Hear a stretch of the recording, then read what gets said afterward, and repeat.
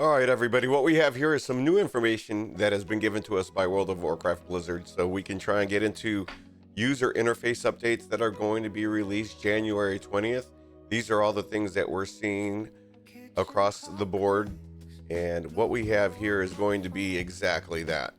The user interface is introducing powerful new features, improved customization options, cleaner raid frames, expanding displays, scaling controls, and more.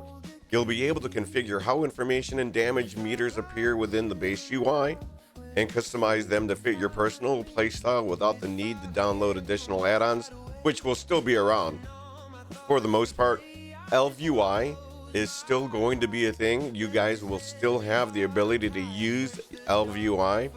But if you're somebody that wants to go bare bones and strictly want to stick to the Blizzard UI, you'll be able to do just that. You'll have your damage meters in there.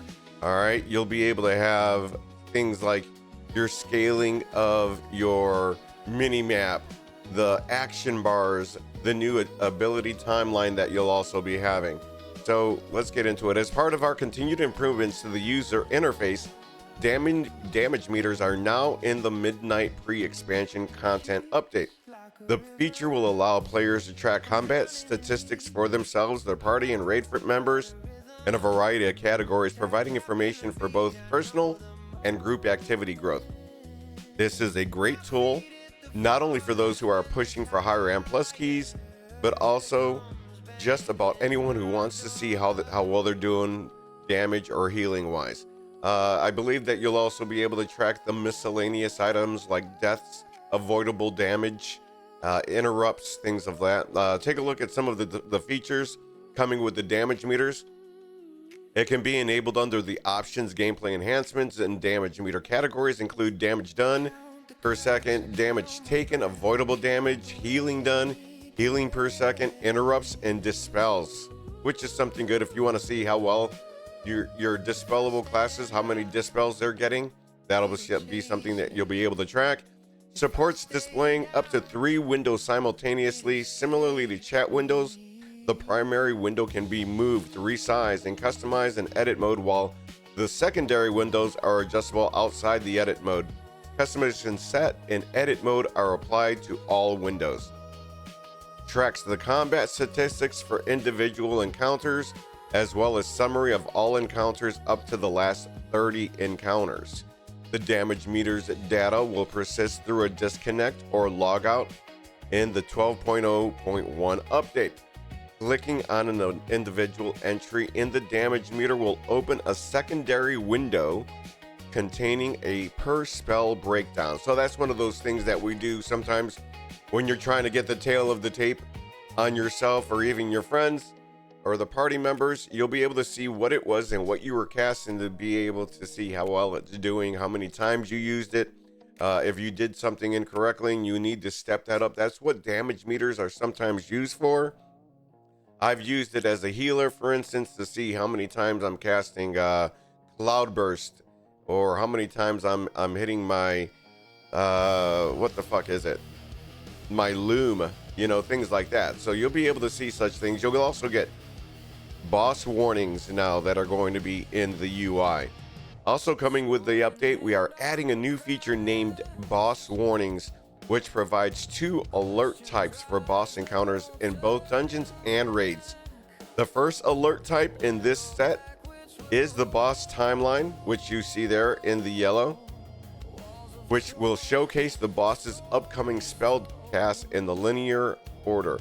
I remember using this a lot in the previous raid or the previous expansion, especially when I was trying to host any kind of what they call raid leading for the raid, so I'd be able to tell you what's coming out, when to maybe pop a defensive, when to be able to get out of such abilities or those activities there. Boss warnings are enabled by default. However, you can find additional settings under options, gameplay enhancements, and boss warnings. The boss timeline, as well as boss text alerts, have visual customization options like scale, the orientation, opacity, available via the edit mode. So much like the things that you do for your action bars, you can set the opacity or when they come into play.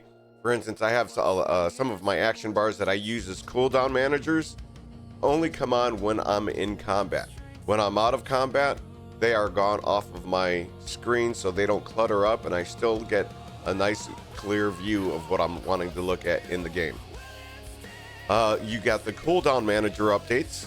These are coming. These are some pictures of the cooldown manager right here.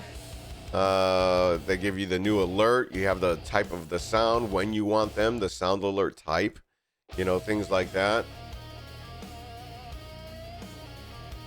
Boom. Let's get back here. And then the cooldown manager continues to evolve with all of your great feedback. We are happy to announce a slew of new options available with this update. Let's take a look. Added additional new buffs and player auras. Any spells and buffs that were removed are no longer relevant to a specialization, have also been removed from the cooldown manager. Players can now save multiple layouts, as well as share or import other players' layouts. Right-clicking a cooldown in the cooldown setting window will allow players the option to assign a sound or visual alert to an event type. Up to 3 alerts can be assigned to a cooldown. Text-to-speech is also available as an option for sound alerts. Alert sounds can be previewed by clicking the music note icon near the sound name in the list or in the context menu for existing alerts. Visual alerts, including marching ants and flash, can be assigned to an event type in various colors. Added support for displaying debuffs on the player's current target in cooldown manager. Borders, colors indicate the debuff type, which will it be magic, poison, etc. Some damage over time spell effects can carry over some of their remaining duration when they are refreshed. When the remaining duration is in a state that all of it will be carried over when refreshed, this is called being in pandemic range. When an essential or a utility cooldown element in the cooldown manager enters pandemic range, a red box appears around it. I'm not quite sure how that's going to look. I wonder if that shows it here. I don't see it, but that'll be interesting to see how they do that. Added support for displaying debuffs on the player's current target in cooldown manager. Border colors indicate the debuff type. Magic. I wish I just read that. Note that only spells that utilize pandemic will have this option. So that'll be in the players can manually add the sound visual notification when an essential utility cooldown element in the cooldown manager enters pandemic range. This setting can be accessed via the advanced cooldown. So they give you the way on how to do that. Now there's also going to be a stat and item squish. So when you log in on January 20th, you're no longer going to have that 700 item level score. You're going to go down.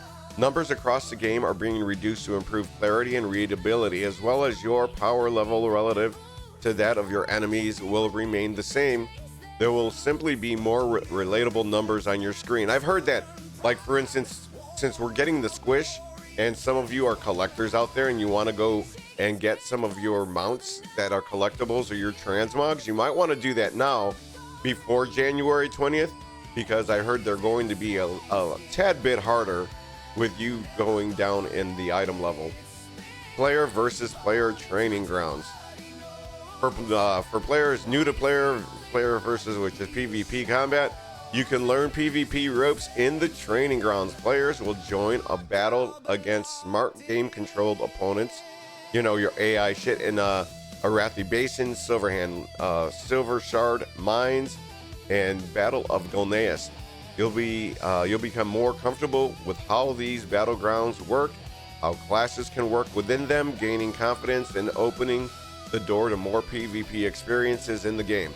While you can expect more victories than losses, the game-controlled opponents will not be pushovers. Skill and coordination will be required to achieve those victories.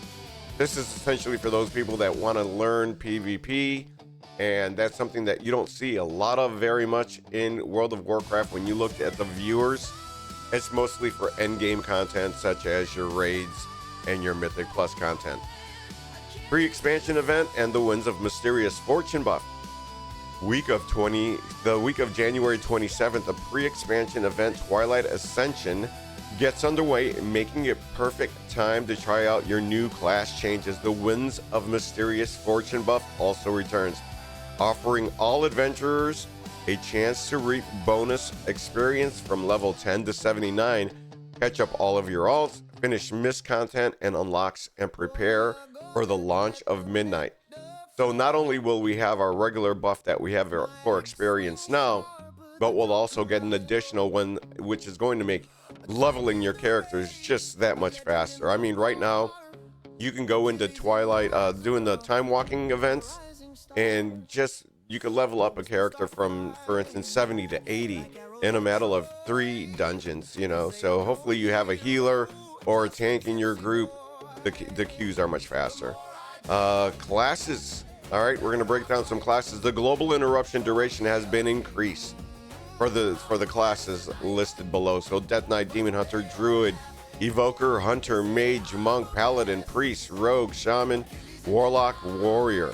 So a lot of these, you're going to see an increase of 5 seconds up from 3 seconds. So be aware that when you're going into your dungeons, you're going to have a little bit longer of a wait before you can go kicking shit. The following taunt and per taunts have been updated to have a minimum of 6-second duration and increased threat generation by 800 was 400%. All tank taunt spell tooltips updated to reflect that the threat generation is increased for the duration of the taunt, which helps for a lot of the people that don't want to wait for you to get aggro and they want to pop off and they just want to get themselves killed. Well, if you can get a taunt off on that, then you'll be able to increase that taunt threat generation by 800%. Such things include Challenging Shout, Dark Command, Dark Whisper, Death Grip, Disrupting Shout, Final Stand, Force of Nature, Growl by your pet, Hand of Reckoning, Provoke, Seed, Suffering, Taunt, and Torment. I suggest always taking off your pet. If you're a hunter, take off your pet's growl. As a for instance, there's going to be diminishing returns. Developers notes we are making some adjustments to how diminishing returns work in World of Warcraft. Diminishing returns refers to the system that reduces that duration of crowd control effects if they are used repeatedly against the same target in order to make crowd control less frustrating in PvP. You guys know it. You keep getting sheeped and you keep getting sapped. These are the things that you want to try and, get out of, and you keep pressing your trinkets or whatever to get out of these things or your abilities. Well, they're going to be giving you some DRs on those, so you don't have to worry about that maybe so often. Diminishing return categories will reset after 16 seconds. It was 18. Creatures will no longer be immune to stun effects after 3 applications of the effect. The duration of the stun effect will continue to diminish in half upon each application until they reach 1/16th duration. For you PvPers, I guess this means something to you. Death Knight hero talents. You got hero talents for your Death Knights. There's a lot of updates for all these classes. Holy blood. You look at all these power, little pins here. Frost, Unholy. So be ready for a lot of these that are going to be coming up. With that being said, you can expect a lot of changes. That's why January 20th is going to be a great time for you to get in it and start learning your classes, because there's so many of these. No matter what you pick to choose in main, there's going to be changes there for what you're currently playing, no matter what spec and what class it is. So that is crazy. Right now, that's what I wanted to give you as far as the UI updates. Stay tuned. There are more. I'm sure this is as current as January 15th. Right now, we're at the 17th. So these just came out a couple of days ago. If there's anything else you want to know, you can go here. I'll put this as a pinned comment down below. And you guys will be able to go and hit these little, things here. So you can check out your dungeons and raids and your interface, things like that. So I hope you guys enjoy it, and it will be something you're looking forward to. Other than that, I hate the vault and the vault hates me.